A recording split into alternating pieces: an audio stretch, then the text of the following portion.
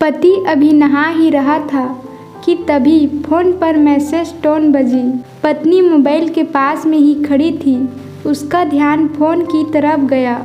उसने सहज ही फोन उठाकर मैसेज पढ़ा।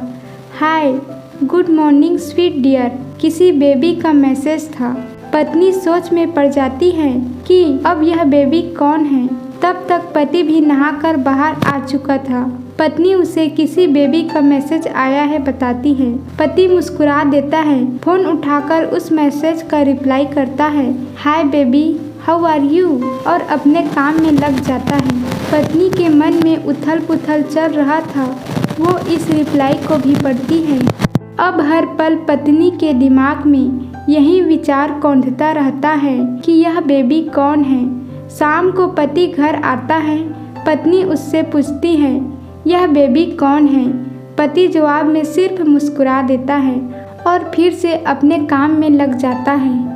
2-3 दिन बीत जाते हैं। उन विचारों ने अभी तक पत्नी का पीछा नहीं छोड़ा था और फिर से पति के मोबाइल पर फिर एक बार बेबी का मैसेज आता है, आज तो मिलोगे कि नहीं, तुम्हारी बहुत याद आ रही है।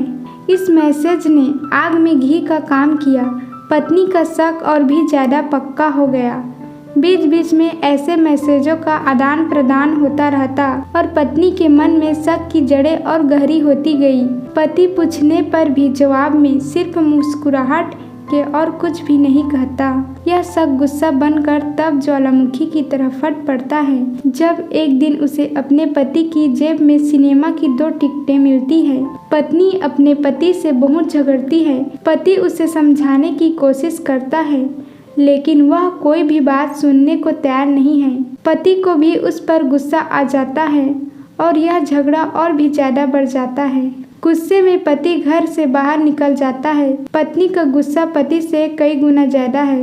तुरंत वो अपना सारा सामान पैक करती है। एक चिट्ठी लिखती है कि मैं मैके जा रही हूँ हमेशा के लिए, और पति का घर छोड़कर चली जाती है। गुस्सा शांत होने पर जब पति घर आता है तो चिट्ठी पढ़कर उसके होश उड़ जाते हैं। 10 दिन बीत जाते हैं और गांव के उस घर पर डोरबेल बजती है जहां पत्नी रहने चली गई है। पत्नी दरवाज़ा खोलती है। दरवाजे पर 10 साल की एक छोटी बच्ची हाथों में चिट्ठी लिए खड़ी है। वह पत्नी को वह चिट्ठी देती है। बच्ची से वह चिट्ठी लेकर पत्नी चिट्ठी खोलकर पढ़ती है, डियर वाइफ, जिस बेबी की वजह से हम दोनों में इतने झगड़े हुए और तुम हमारा घर छोड़कर यहाँ चली आई, यह बच्ची जो अभी तुम्हारे सामने खड़ी है, यह वही बेबी है, अनाथ आश्रम की एक प्यारी बच्ची। इसी के साथ मैं बातें करता था, सिनेमा जाता था। पहली बार जब तुमने बेबी के बारे में पूछा था तो मैंने जानबूझकर तुम्हें नहीं बताया था। सोचा था थोड़ा मजाक करता हूँ, देखता हूँ तुम कैसे रिएक्ट करती हो। लेकिन मैंने यह कभी नहीं सोचा था कि तुम्हारा शक इतना बढ़ जाएगा कि तुम घर ही छोड़ दोगी। हाँ, सबसे ज़रूरी बात, यह तो बेबी है, वह किसी और की नहीं बल्कि तुम्हारी ही बेटी है। रुको, अपने आप को संभालो और आगे की बात ध्यान से पढ़ो। हमारी शादी के 2 साल पहले की यह बात है। तुम अपने कॉलेज के लास्ट ईयर में थी।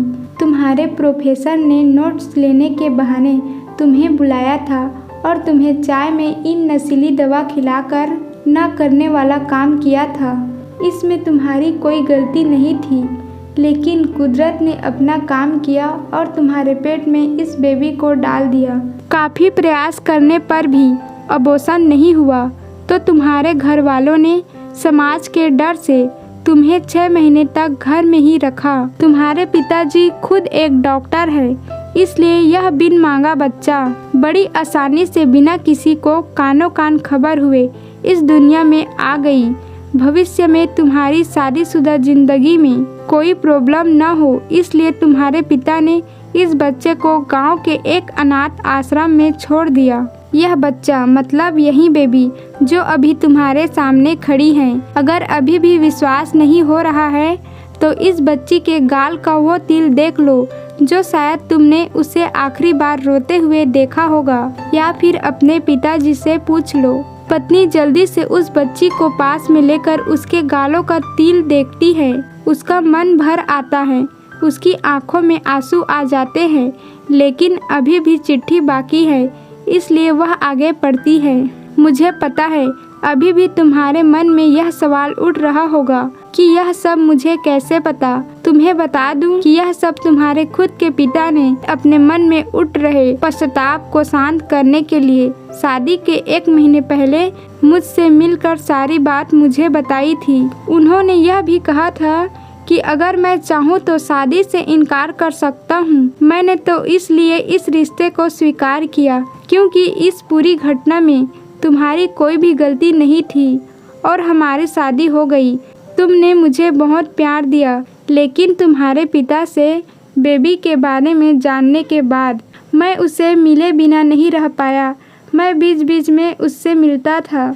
उससे मिलना, उसके साथ समय बिताना मुझे अच्छा लगता था। कितनी प्यारी बच्ची, बिना किसी गलती के क्यों सज़ा भुगते। बस इसलिए मैं उसे थोड़ी सी खुशी देने की कोशिश करता था।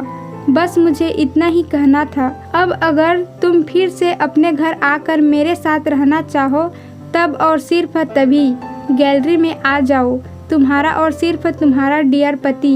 बिना एक क्षण की भी देरी के पत्नी दौड़कर गैलरी में पहुंची और रास्ते पर उसका पति श्याम खड़ा था। उसके चेहरे पर मुस्कान और पत्नी की आंखों में आंसू थे।